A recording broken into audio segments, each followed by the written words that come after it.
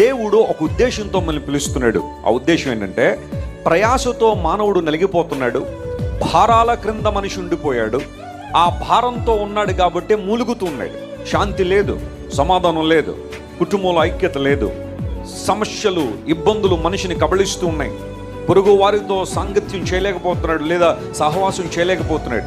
అన్నిటికన్నా ప్రాముఖ్యంగా దేవునితో సెపరేట్ అయిపోయి దేవునితో సత్సంబంధాన్ని కలిగి లేక మానవుడు మూలుగుతుంటే, ఆయన నీ భారాలు దించివేసి నీకు బదులుగా ఆయన నిన్ను ఉద్ధరించడానికి, నిన్ను బలపరచడానికి ఆయన భారాన్ని భరిస్తాడు అని లేఖనం సెలవిస్తాం. అనుదినము భారాన్ని భరిస్తున్నాడు.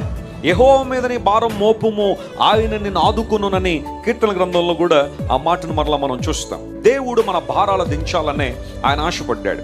యేసు ప్రభు శిలువ దగ్గర మాత్రమే మనిషి మోసే భారాల నుండి విడుదల ఉంది. నమ్మిన వారు చప్పట్లు కొట్టి దేవుని మహిమపరచండి. అది ఏ భారమైనా సరే, నీ జీవితంలో నువ్వు ఎదుర్కొంటున్న ప్రతి ప్రతికూల పరిస్థితికి, లేదా నీ జీవితంలో ఎదుర్కొంటున్న ప్రతి భారము ఎక్కడ దించబడుతుందంటే యేసు ప్రభు శిలువ దగ్గర మాత్రమే దించబడుతుంది.